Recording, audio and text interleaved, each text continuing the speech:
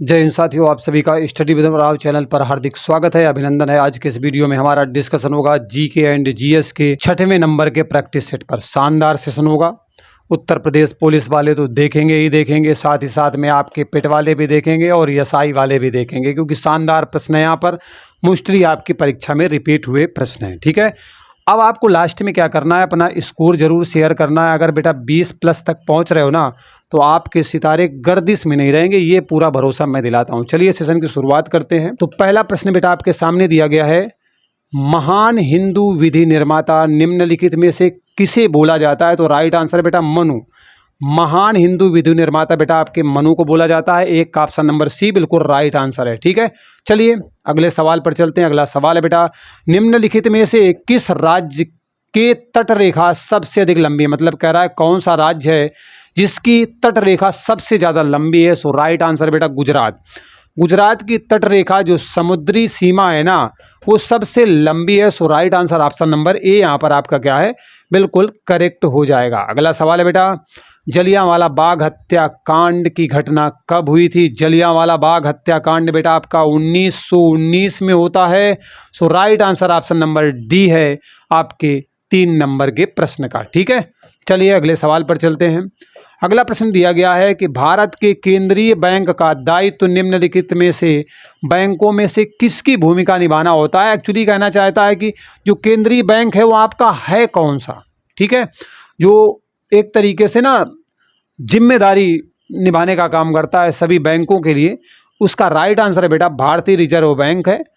Option number B, जिसे आप RBI के नाम से जानते हो, रिजर्व बैंक ऑफ इंडिया के नाम से जानते हो। ठीक है, वो यहाँ पर दिया गया है और 1 अप्रैल 1935 को इसकी स्थापना की गई थी, उसके बारे में राष्ट्रीयकरण किया गया था, आप सब समझते हो। ठीक है, तो ऑप्शन नंबर बी क्या है यहाँ पर, बिल्कुल राइट आंसर दिया गया है। चलिए आगे बढ़ते हैं।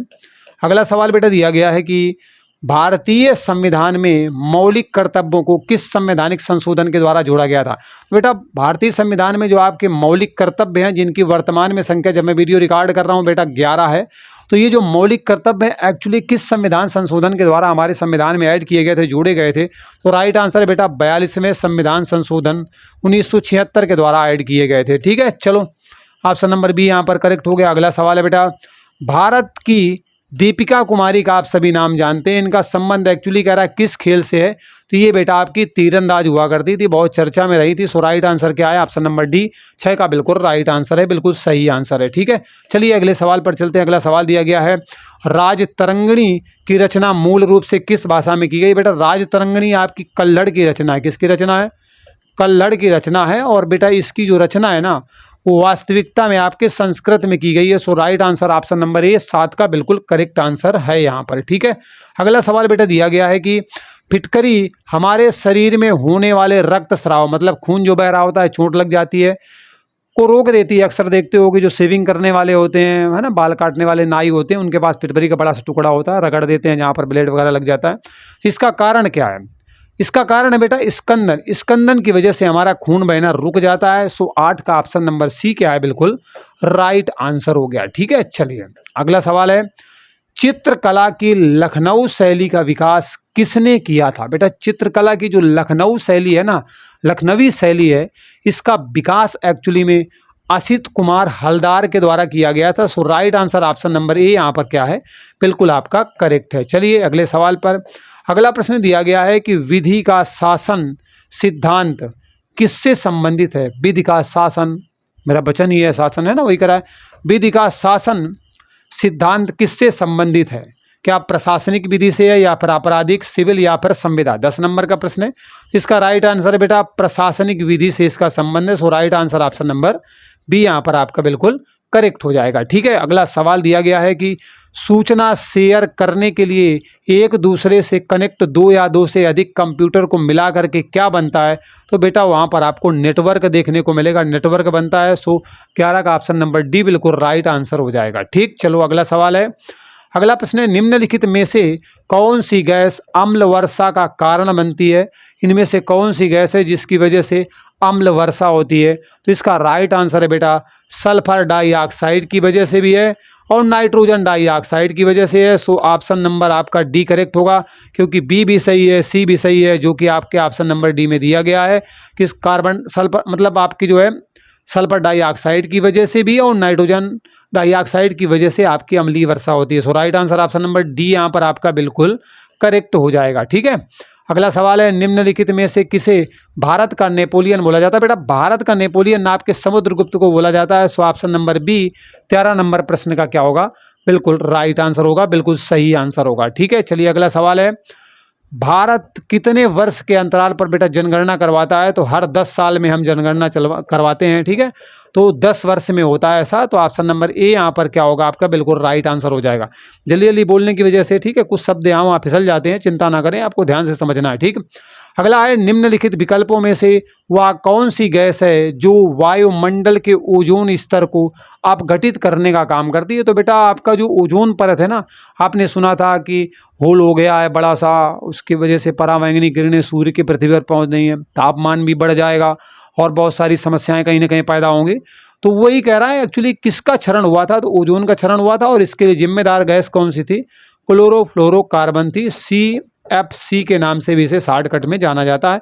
ऑप्शन नंबर सी यहाँ पर क्या होगा? बिल्कुल राइट आंसर आपका हो जाएगा। ठीक है, चलिए अगले सवाल पर चलते हैं। बेटा अगला सवाल दिया गया है कि भारत में राज्यपाल की नियुक्ति एक्चुअली कौन करता है? बेटा आप सभी जानते हो राज्यपाल, जिसे आप गवर्नर के नाम से जानते हो, ये राज्य का सर्वे सर्वा होता है। राज्य का सर्वे सर्वा कौन होता है बेटा? तो वो आपका राज्यपाल होता है। हालांकि नाम का ही होता है, काम एक्चुअली आपके मुख्यमंत्री करते हैं। तो इसकी नियुक्ति कौन करता है? बेटा राष्ट्रपति करते हैं। भारत के राष्ट्रपति के द्वारा राज्यपाल की नियुक्ति की जाती है, और राष्ट्रपति के प्रसाद पर्यंत ही आपके राज्यपाल काम करते हैं। ठीक, चलो यहाँ तक समझ में आया। अगले सवाल पर चलते बेटा 17 नंबर का है कि गैस एजेंसियों के द्वारा सिलेंडरों में भरकर दी जाने वाली कुकिंग गैस किस अवस्था में आपको मिलती है? क्या घोल के फॉर्मेट में मिलती है? ठीक है, गैस के रूप में, द्रव के रूप में नहीं, लिक्विड फॉर्मेट में मिलती है। तभी कहते हैं ना, ये LPG के नाम से कहते हो, लिक्विड पेट्रोलियम गैस, तो द्रव अवस्था में होती है। So right answer option number C बेटा 17 का बिल्कुल करेक्ट हो जाएगा। ठीक है, अगला सवाल दिया गया है कि हमारे शरीर में पित्त रस कहाँ पर बनता है? बेटा जो हमारे शरीर में पित्त रस का निर्माण है, अंगनाशय, गुर्दा, यकृत या फिर तिल्ली, कहाँ पर होता है? तो इसका राइट आंसर बेटा यकृत में होता है, जिसे आप लीवर के नाम से जानते हो। लीवर से बेटा आपके पित्त रस निकलता है। So right answer option number C यहाँ पर आपका बिल्कुल करेक्ट हो जाएगा। ठीक है, अगला सवाल दिया गया है कि जिस काल का कोई लिखित विवरण उपलब्ध नहीं होता है उसे किस नाम से जाना जाता है? बेटा जिस काल का लिखित विवरण हमें नहीं मिलता उसे एक्चुअली में हम ना किस नाम से जानते हैं? उसे हम प्रागैतिहासिक काल के नाम से जानते हैं। 19 का ऑप्शन नंबर सी क्या होगा? बिल्कुल राइट आंसर हो जाएगा। ठीक है, अगले सवाल पर चलते हैं। बेटा अगला सवाल दिया गया है कि आहला खंड किसके द्वारा लिखा गया है? बेटा जो आहला खंड है ना, किसके द्वारा लिखा गया है? तो जगनिक के द्वारा लिखा गया है। सो राइट आंसर क्या है आपका? ऑप्शन नंबर डी यहाँ पर आपका बिल्कुल करेक्ट हो जाएगा। ठीक, चलिए अगले सवाल पर चलते हैं। अगला सवाल दिया गया है कि निम्नलिखित विकल्पों में से हिंदी प्रदीप एक बेटा क्या है? पत्रिका है। इसका संपादक कौन था? हिंदी प्रदीप पत्रिका का 21 नंबर का प्रश्न है। राइट आंसर बेटा लाला श्रीनिवास दास के द्वारा हिंदी प्रदीप पत्रिका का संपादन किया जाता है। ठीक, चलो आगे बढ़ जाएं। अगला सवाल बेटा दिया गया है आपका कि मानस का हंस किसकी रचना है? बेटा मानस का हंस यहाँ पर पूछा गया है आपसे, किसकी रचना है? अमृतलाल नागर की रचना है। So right answer option number A यहाँ पर आपका क्या होगा?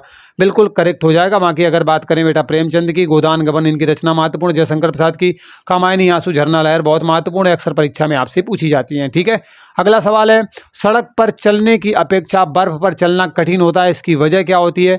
सड़क पर तो तुम आसानी से चल लेते हो, लेकिन बर्फ में चलने में बड़ी दिक्कत आने वाली। इसका कारण है कि बेटा बर्फ में सड़क की अपेक्षा घर्षण कम होता है, बार बार फिसल फिसल के गिरोगे, संभल संभल के चलना पड़ेगा, बहुत मुश्किल पड़ता है। इसलिए ऑप्शन नंबर सी यहाँ पर आपका बिल्कुल करेक्ट होगा। तो बर्फ में बेटा मुश्किल है चलना। ठीक है, दूरदृष्टि दोष के निवारण के लिए किस लेंस का एक्चुअली में प्रयोग किया जाता है? किसी व्यक्ति को दूर का दिखाई देता है, पास का दिखाई नहीं देता, उसे दूरदृष्टि दोष के नाम से जाना जाता है।